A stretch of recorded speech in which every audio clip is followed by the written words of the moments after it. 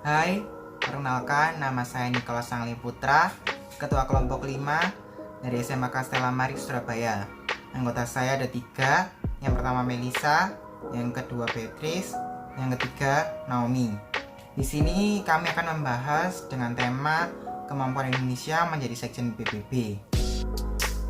Sebelum itu, saya akan menjelaskan apa itu PBB dan apa tujuan dibentuknya PBB.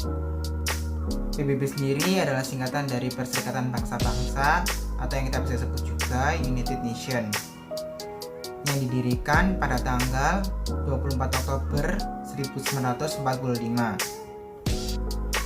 yang ketika pada awal dibentuknya masih beranggotakan 53 negara, dan pada saat ini sudah 193 negara yang bergabung ke dalam PBB.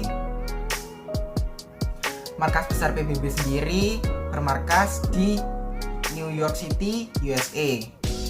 Tujuan dibentuknya PBB sendiri yaitu menjaga keamanan dan perdamaian antar negara, menjalin hubungan baik antar negara, menjalin kerjasama antar negara di dunia, menjaga perdamaian ketika suatu negara mengalami masalah atau ancaman.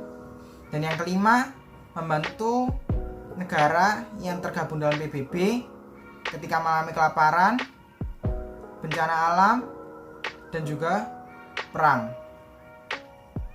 Dalam silsilah PBB sendiri, yang teratas ada yaitu Sekjen PBB itu sendiri. Tugas Sekjen PBB itu sendiri adalah memberikan informasi dan data ketika PBB melakukan rapat antar negara. Selain itu, tugas Sekjen PBB sendiri yaitu menyelesaikan sengketa antar negara. Contohnya, ketika negara A dan B terjadi konflik ketika melakukan perjanjian, PBB akan menengahinya tersebut dan mencari jalan terbaik untuk kedua pihak tersebut. Dan dalam masa pemerintahan Presiden Joko Widodo sendiri, Indonesia yang mulai dikenal Indonesia memiliki peluang untuk menjadi sekjen PBB. Karena pada masa pemerintahan Presiden Joko Widodo, Indonesia mengalami kenaikan perekonomian sebesar 50%. Bisa kita lihat dari data grafik yang ada di samping.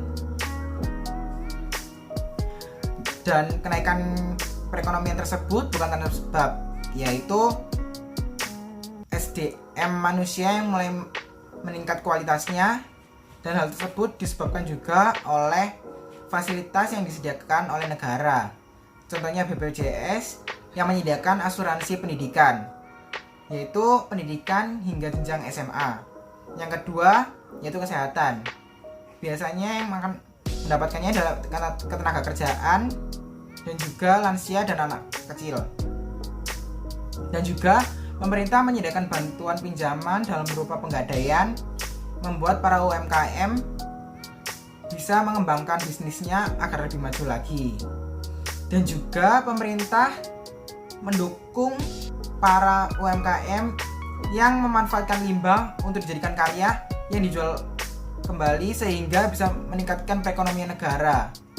Dan juga pasar modal di Indonesia sendiri juga sangat mempengaruhi peningkatan ekonomi di Indonesia. Dari kesimpulan ini, saya bisa menyimpulkan bahwa perekonomian Indonesia yang mulai stabil bisa menjadi contoh bagi para negara Asia dan menjadi wakil negara Asia untuk menjadi sekjen PBB suatu saat nanti. Pemecahan masalah konflik dan kekerasan dalam masyarakat. Menurut KBBI, integrasi diartikan sebagai pembaruan hingga menjadi kesatuan.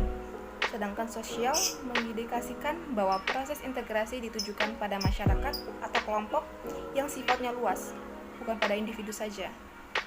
Mengingat integrasi merupakan sebuah proses, jika proses yang ditujukan untuk menciptakan integrasi sosial berhasil, maka dapat dikatakan masyarakat terintegrasi dengan baik. Untuk itu, dibutuhkan faktor, syarat, dan aktor yang mendukung tercipta integrasi sosial. Indonesia berperan penting dalam menjaga perdamaian dunia dan juga Indonesia dapat membantu menyelesaikan beberapa konflik yang ada di berbagai negara-negara yang mengalami konflik. Perserikatan Bangsa-Bangsa atau yang bisa kita sebut juga sebagai PBB adalah salah satu organisasi internasional yang penting, yang dimana anggotanya berisikan seluruh negara bagian di dunia.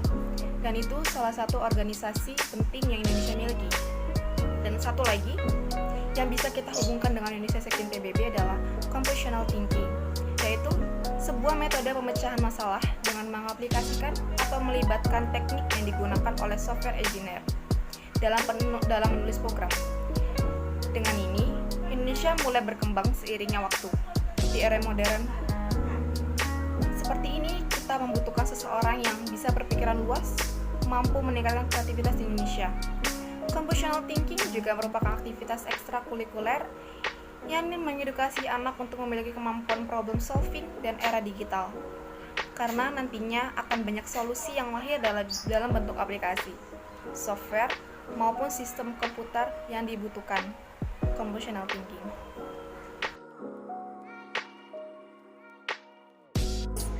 Nah, jadi kalian udah pada tahu belum tentang PBB?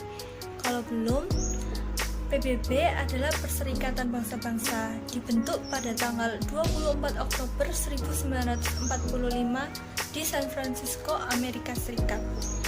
Tugas dari PBB itu sendiri adalah memfasilitasi anggotanya dalam hal hukum internasional, pengamanan internasional, lembaga ekonomi, dan perlindungan sosial.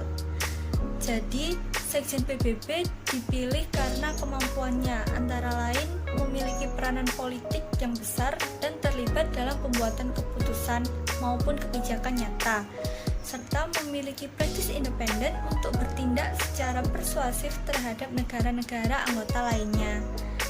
Tapi, pernah nggak sih kalian kepikiran kalau Indonesia itu bisa jadi Sekjen PBB?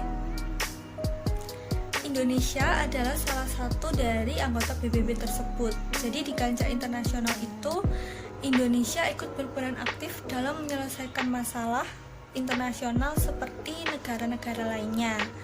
Contohnya, seperti di tahun 2019 yang lalu, pernah terjadi konflik perang di 8 negara yang berbeda, dan Indonesia ikut berpartisipasi dalam memecahkan masalah tersebut, yakni dengan cara mengirimkan 4.000 tentara pasukan perdamaian dunia.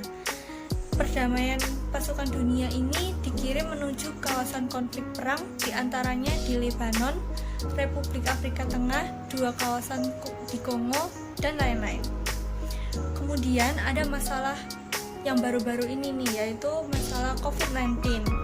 Dalam pidatonya, Jokowi menyampaikan 3 hal masalah dunia, yaitu yang pertama tentang upaya memperkuat kerjasama global dalam menangani COVID-19 dari sisi kesehatan hingga dampak sosial ekonomi.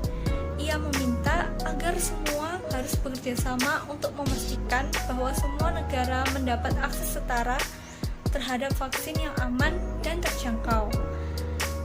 Dan juga agar dalam jangka panjang, negara-negara memperkuat tata kelola ketahanan kesehatan dunia yang berbasis pada ketahanan kesehatan nasional. Selain itu, ia juga menegaskan bahwa Indonesia akan terus mendukung Palestina untuk mendapatkan hak kemerdekaan, dan Indonesia akan terus mendukung Palestina untuk merdeka. Dukungan tersebut merupakan bagian dari kontribusi Indonesia dalam menjaga perdamaian dunia.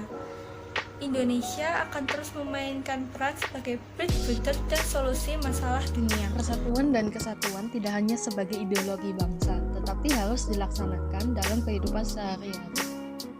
Dari masa-masa sebelumnya, banyak sekali perjuangannya masih bersifat kedaerahan, mementingkan kelompok sendiri, dan lain-lainnya.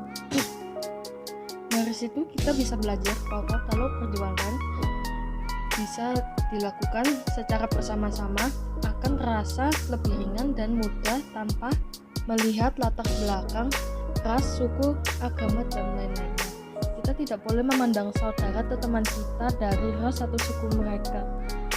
Kita semuanya memanglah tidak sempurna di muka bumi ini. Akan tetapi kita tidak boleh mendiskriminasi teman-teman kita yang berbeda dari kita. Karena teman-teman kita yang berbeda berhak untuk berdampingan dengan tanpa adanya diskriminasi.